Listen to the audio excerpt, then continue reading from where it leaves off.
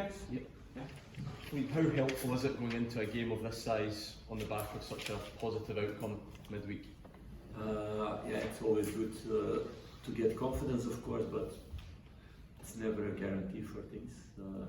We need to confirm, do what we have been doing these last 2 weeks, and we know it's a hard challenge. We had the experience already less than 1 week ago against them, so it's a big game, and everybody needs to be ready for that. How do you feel as a manager when you get to this stage of cup competition where you're so close to silverware but ultimately still work to be done? It's just focusing on the game and not to think about silverware and how many games to get a trophy or whatever. It's focusing for the players on the task they need to do in their position, what they need to do together with the ball and without the ball, and putting all our energy into that, because football stays a game, and that's a little bit different than other collective sports like basketball or volleyball or these sports. When you're really dominant and a better team, you have in the 90% chance to win. In football it's not the case. So we need to be focused on everything we need to do and to force the result. That's the way we need to do it.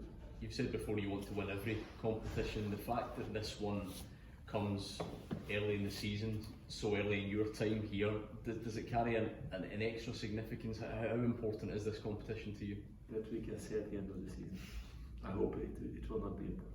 The expectation is obviously high for silverware here always. Do you sense a heightened expectation because the other obvious favourites in Celtic are not in the competition anymore?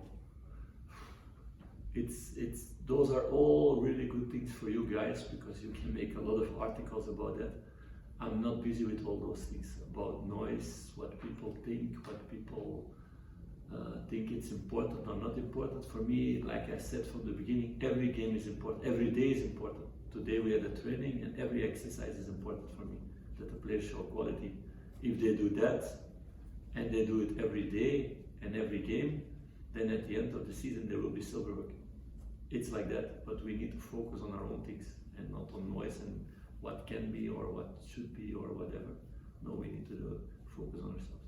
Off the back of a positive performance midweek, is the challenge you set your players now to keep on proving that they can maintain that or better it every single time they step on the pitch? I want them to be ambitious to become better. It's not that it was a perfect performance. We can do things better than that performance. But you see them that they start to understand more and more the story, what we want to do. So it becomes more fluid. Also more players stepping in and getting experience in how to move together, what to do with the ball and without the ball. And like this we need to strengthen the team and let the team grow. Is that the hope that the performance levels will heighten week on week, the fitter the squad gets and the more players come back from injury? Yeah, but you have also opponents, it's not only ourselves. So you need you also have scenarios of a game. Now we had the game where we scored fast, so our opponent needs to come. They lose confidence, so it becomes easier. We had against Hearts the goal against, and we were pushing and we had chances and they saved balls on the line. We missed a penalty, so it's a totally different scenario. And at the end we took the victory because we didn't stop, we kept on repeating, we kept our confidence, we kept our belief, we kept our desire. So those are the things we need to bring every game. But it's not a guarantee that you win every game. I don't know one team in the world who won all the games of the season. It never happened, I think. Maybe something interesting to look for if it ever happened. So no, I'm every day looking for perfection in everything. But I know also that 100% perfection doesn't exist, and it's a game of mistakes also, football. And the important thing is then how to react. Like normally that's a fine now, if the phone goes off. So perfection never exists. It's your first game at the National Stadium as a manager. Is that an experience you're looking forward to? No, to be honest. I have a lot of respect for the history and all those things, but I'm so focused in my team. That's the only thing important. And if we play, I told them with the circumstances before the game, also in Dundee, it doesn't matter for me if we play in the national stadium or we need to play on the parking lot. With the team, it's about one thing, and that's winning the games. Is that easy to try and get the players to block out the surroundings like that and just focus on the game? Is that one of the biggest challenges as a manager? We have a lot of challenges more than that. If it was that easy, I would have a good life. I have a good life, but I would have a better life. It's one of the things. It's one of the things. Do you have any players returning for this game? Yeah, it depends because I'm not thinking so much who was out. I can say who's not in. That's easier for me for the moment. So John Sutter will not be available for selection. Nicolas Rascal also not. Rabbi Matondo also not. And Kemar Roof also not. And the rest, I hope, if everything goes well, that they are available to be in the selection. So there's a chance we could see Tom Lawrence then back in the squad? There's a chance, but it's not a guarantee. It depends how what I see in the training, like for all the players. Was Ben Davis just rested during the week? He had a small problem. That's why I didn't take chances with him. Also, according what the medical staff told me, that it was a risk to let him play. So I'm not somebody who takes risks at those moments and to lose a player for several weeks in that way. So I have confidence in the squad. I want to build a squad that's more than 11 or 14 players. So you need to give chances. And Leon Balogun took the chance. So that's a very positive thing, like other players did the games before. Ben Davis is back for the weekend. Normally he will be back, but it's still on the edge. Well, it was touched upon earlier about, so early into the season, what would it mean to reach a National Cup final? For your managerial career, it must be a big thing with Rangers if you were to do that so early. No, honestly, I'm totally not busy with that. I'm not busy with my career or things like that. I do this job because I love to do things with people together. I do this job because I love to make people better, to help them, to guide them, to put my passion that I had as a player now into other people, because my body cannot do that on the pitch anymore. So no, I'm not busy with the career and I want to go there, or I want to win that trophy or that trophy. I have had the luck that I win quite some trophies already in a quite young career.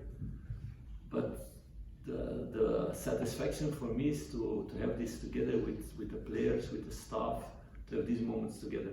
It's not that I will sleep better or I feel myself better if I have 5 trophies instead of 3, for example. I'm totally not busy with that. But I love the joy that football can give people. I love the joy to see in the stands, like in Dundee, if you come after the final whistle, you go inside and you see all these people so happy. Those are the things where I love to be a manager.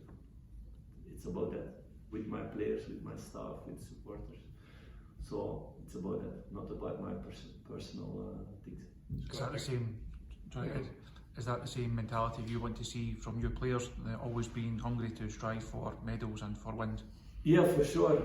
To be ambitious in everything and not to be focused on medals or things like that. They will come if you do the good things. They need to be focused to try to do every time the perfect thing what the team needs. And with also to be brave and not to have fear to make mistakes, because it's an important part in football. If you don't make mistakes, you're not brave, you don't do good things. But it's important how you react afterwards. That I want to give to my players. And that's what I've been seeing now these last 2 weeks, what they're showing on the field. And I want to see much more of that with more players, also the players who come out of injury to step into that story and do things That's why I also gave minutes to Sifu, for example, in Dundee, that he can step into the story and feel the story, because it's about doing things together. It's not a sport one-on-one. It's a sport where it's very important to make movements together with them without ball. Do you see some players that maybe had a little criticism, the attitude that you're trying to instill, to be brave, to take risks, paying off guys like maybe Lammers, Dessers, who would play very well? They had criticism? I don't know. Sorry, They had criticism? Yeah, I don't know. a little. That's why I'm not busy with noise. I'm busy with what I see in the trainings and in the games, and make my analysis together with my staff about that, because I was not the biggest talent as a player. I had also my criticism in my career, and I know how things goes. I had also players in the past that everybody said that they were not good players or they could not do something. I think a good example is Ali Samata in Genk. When I came there, everybody said that he could not score goals, that he always missed chances. If you think like that as a coach and you follow that, you have a problem. We just invested in him, we trained with him, and we saw technical qualities that he could score goals. And we made a lot of trainings with him with extra exercises after the training, and 1 year later he was top scorer, and the second year he made a transfer to Premier League. It's about that, about seeing potential of players and then giving them the tools to develop themselves together with the staff, all together, and then it's about the players taking those chances. But I'm not busy with other people think about my players. I will see what I see on the pitch. Last couple of guys.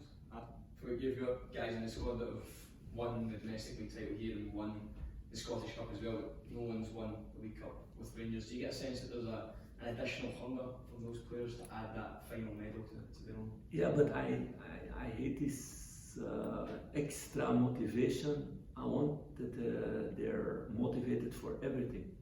So if I think, oh, now they're motivated because it's semi-final and we can win a cup, it's totally the wrong message. They need to be motivated every day, every game, to show the best of themselves. A football career is so short for them, it's so fast gone. They need to be motivated every day to take the best out of every day. They have the best life in the world. And that I want to see from my players. And then the other things follow. Philippe, you mentioned after the Dundee match, after the players were sent off, that it's not the place to bring players. For sure. Any message for supporters who are still thinking that's the way to go? No, I think I was clear in what I said after the game. Okay, I will repeat it the last time then. No, I loved how we came in Dundee in the special circumstances. You come outside for the warm-up, you see a lot of Rangers supporters, a lot of atmosphere, songs, chants, support for the team. It gives the team energy, and the pyro thing we don't need. It doesn't give something extra. It's dangerous. So if they give all the other things, I will be a very satisfied manager. Junior playing career, wasn't that big then, was it? Oh, it happened much more than now. But it's good that there are rules because it's dangerous things. So I think we need to avoid that people can come in danger. So it's in a lot of places in the past that I've seen it. But it's good that there are strict rules because we need to avoid that there's danger for people. Thank you, guys. Thank you.